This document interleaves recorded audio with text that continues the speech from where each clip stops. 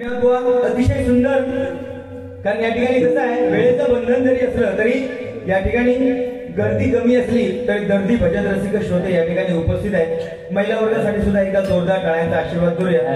जेवढी पुरुषांची उपस्थिती नाही तेवढी महिला मंडळाची या ठिकाणी उपस्थिती आहे. बुवा आज त्यांना 50% आरक्षण आहे. बुवा 50% आरक्षण आहे. जाऊचा तिकडे 50% आरक्षण आहे. त्यांना एसटी मध्ये गेलात तरी सुद्धा त्यांना 50% आरक्षण आहे. पुरुष वर्गात जरी फुल तिकीट असली तरी त्यांचा हाफ तिकीट आहे. त्यांच्या एवढा स्थान आपल्या पुरुष वर्गात सुद्धा नाही. देवळात गेला तर आमचा पुरुष वर्गात स्थान कुठला नाही. देवळामध्ये बघा, पूजा देवळात, अर्चना देवळात, आरती देवळात, ज्योती देवळात, गीतांजली देवळात, पुष्पांजली देवळात. पुरुष वर्गात काय आहे? पुरुष वर्गात हा नाही असं काय नाही म्हणत. पुरुष वर्गात हा काय आहे? देवळात जी घंटा हा ती फक्त पुरुष वर्गात, बरोबर की नाही? बाकी आपल्यात काय नाही. आपल्या पुरुष वर्गात काय नाही. बरं, देवळात काय नाही म्हणून घराकडे जरी जाऊन बघितला तरी टीव्ही लावून बघला तर टीव्हीवर सुद्धा आपल्यात काय नाही. महिला वर्गांसाठी सगळा ऍडव्हर्टाईज असली तरी महिला वर्गात संतूर लगाव खूबसूरती पाव. महिला वर्गासाठी होय ना. महिला वर्ग संतूर लगाव खूबसूरती पाव, फेअर अँड लवली लगाव चमकती कांती पाव. आमका काय एक नाही. आता फक्त 2 ऍडव्हर्टाइजर. कुठली? बीटेक्स लगाव खुजली भगाव. आणि दुसरी ऍडव्हर्टाइज सपट लोशन त्वचेचे संरक्षण. अगदी काय ताला सुरात ती ऍडव्हर्टाइज आमच्यासाठी आहे. बरोबर की नाही? आपल्यासाठी काय नाही. बुवा आज जगात तेवढं चांगलं आला त्याला किंमत कमी आहे. आज चांगला आहे त्याला कमी आहे. फाटक्या किंमत जास्त आहे. बघा, तुम्ही मार्केटमध्ये जर चांगले कपडे जर तुम्ही खरेदी करून गेला तर त्या चांगल्या कपड्यांची किंमत कमी आहे आणि नको त्या जाग्यावरती फाटलेले कपडे. बघा, प्रत्येक दुकानात, कपड्याच्या दुकानात जाऊन बघा तुम्ही, जेवढे चांगले कपडे असतात ते आतमध्ये असतात, ते फाटलेले असतात, ते बाहेर लटकवलेले असतात. त्यांच्याच किंमत जास्त. चांगली पॅन्ट 2,000 रुपये आणि फाटलेली पॅन्ट 5,000 रुपये. म्हणजे काय लेवल बघा बुवा.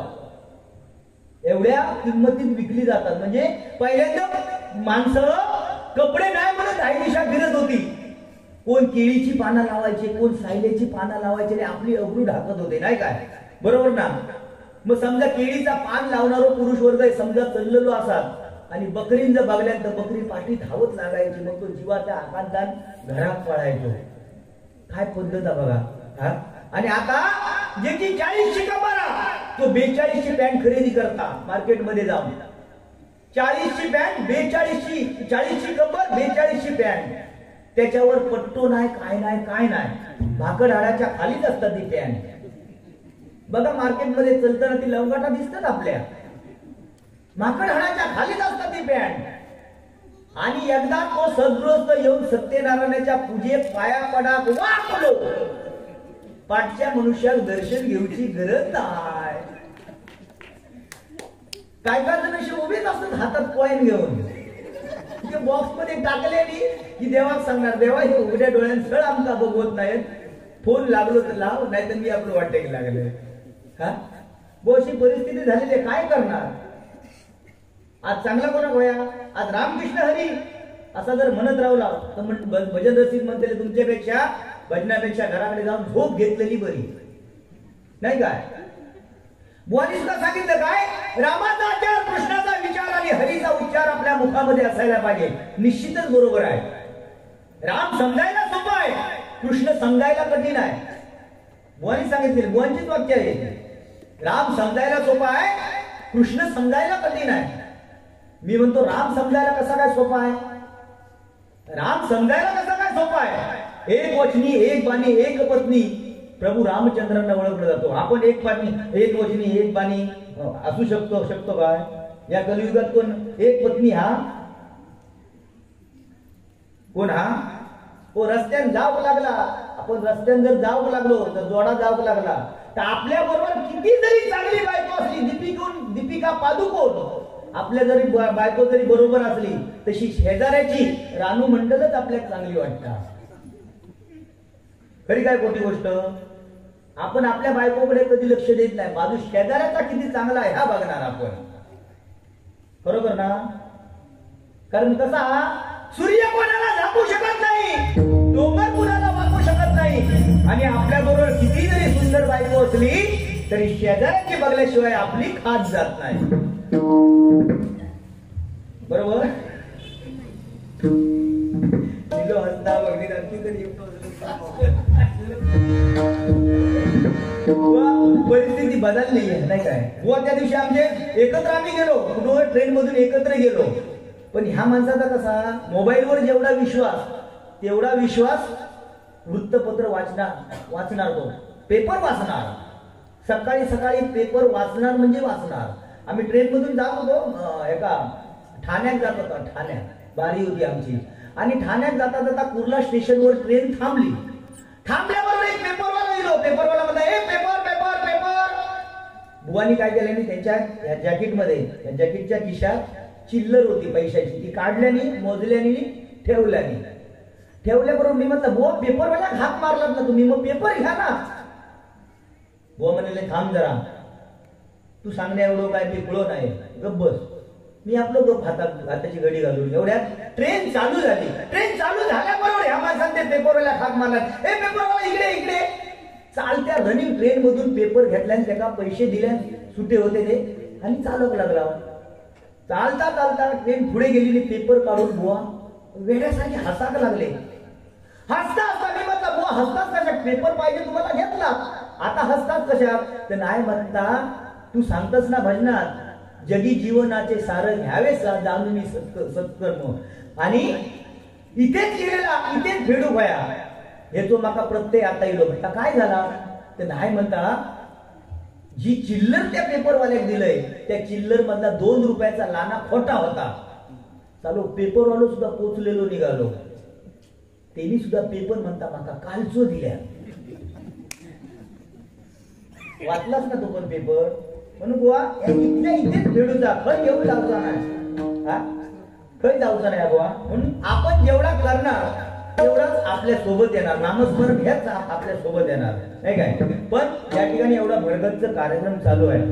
बुवानी सांगितलं नाही की जोईल बुवा भजनाच्या बाबतीत 0 आहे, आवाज काढण्यात मातब्बर. निश्चितच वेगवेगळ्या नेत्यांचे असू देत, वेगवेगळ्या ऍक्टरचे असू देत, आवाज काढण्यात जोईल बुवा माहिरा. शरदचंद्र पवार सुद्धा या ठिकाणी शुभेच्छा देण्यासाठी ओझर खुर्द गावामध्ये गेलेली आहेत. धन्यवाद. या ठिकाणी खरोखरच कालपासून मला हा कार्यक्रम जो आजचा अतिशय सुंदर असा चाललेला कार्यक्रम मनाला स्पर्शून कुठेतरी जातो. या ठिकाणी मला येऊन शुभेच्छांचा वर्षाव करण्यासाठी आमंत्रित केला. तुमचे खरोखरच आभार मानावे तेवढे थोडेच आहेत. कारण या मंडळाची जी एकजूट आहे ती एकजूट जर माझ्यासाठी सुद्धा जर राहिली असते तर निश्चितच गेल्या निवडणुकीत मी हरलो नसतो हे या ठिकाणी दाखवून वेळा द्यायचं आहे. कसं आहे, अतिशय नैरम्य मंदिर आहे, गणपती गेलेला आहे, नवसाला पावणारा गेलेला आहे, म्हणून त्याची ख्याती आहे. या ठिकाणी सर्वांना उदंड आयुष्य लाभो भगवंताच्या चरणाशी प्रार्थना करतो की येणारं नवीन वर्ष त्या वर्षामध्ये मला सुद्धा चांगले दिवस यावे त्याची भगवंताच्या चरणाशी प्रार्थना करू. जर का तुमची कुठली तरी अडचण असली तरी आपण निश्चितपणे मला फोन करा, मी वेळोवेळी तुमच्या हाताला धावून येईल एवढी या ठिकाणी ग्वाही देतो आणि माझे 2 शब्द थांबवतो. धन्यवाद. जय जय महाराष्ट्र, जय जय महाराष्ट्र. गेलो का गेलो बीजा करेल तो होता काय, दुसरे कोणा घेणार नाही ते. कारण काय काय जण सांगतात की जोईल बुवा अमुक माणसाची थट्टा करतो. नाही बुवा, थट्टा नाही. त्या माणसाला साक्षात आमच्या राज ठाकरे साहेबांनी सुद्धा सांगितलं की तेल लावलेला पैलवान म्हणजे एखाद्या असाध्य रोगाला सुद्धा शरद पवार हाताला लागले नाहीत. शरद प्रचंड पवार साहेबांसाठी एकदा जोरदार टाळ्यांचा आशीर्वाद करूया, त्यांना उघडलं आयुष्य लाभो अशी भगवंताच्या चरणाची प्रार्थना करतोय. आणि या ठिकाणी रूपाच्या ध्यानाची आपण त्यांना सुरुवात करण्यापूर्वी बुवानी जसं प्रभू रामचंद्रांचं गीत या ठिकाणी सादर केलं तसंच मी ज्या छत्रपती शिवाजी महाराजांच्या जोरावर आज आपण हे भजन नामस्मरण सत्संग करतो त्या छत्रपती शिवाजी महाराजांसाठी एक गीत सादर करतोय आणि या ठिकाणी रूपाच्या ध्यानाच्या अभंगाला सुरुवात करतो. धन्यवाद.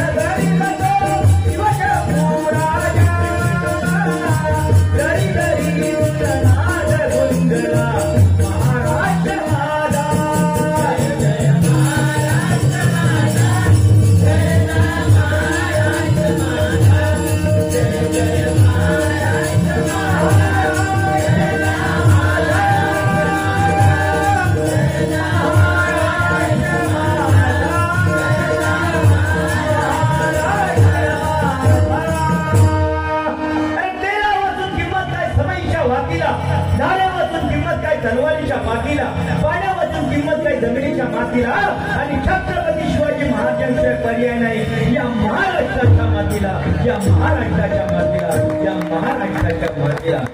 बोला छत्रपती शिवाजी महाराज की जय.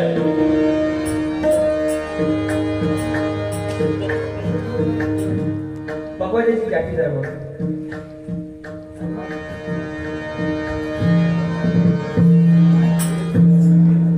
जास्त लागेल.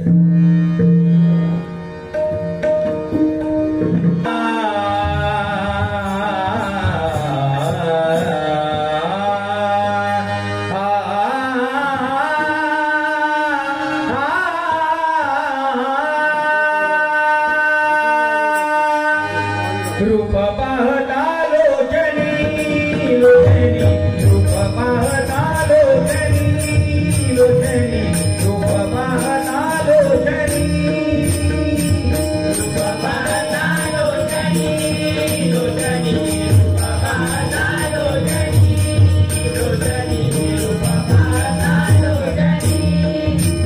दुःख झाले हो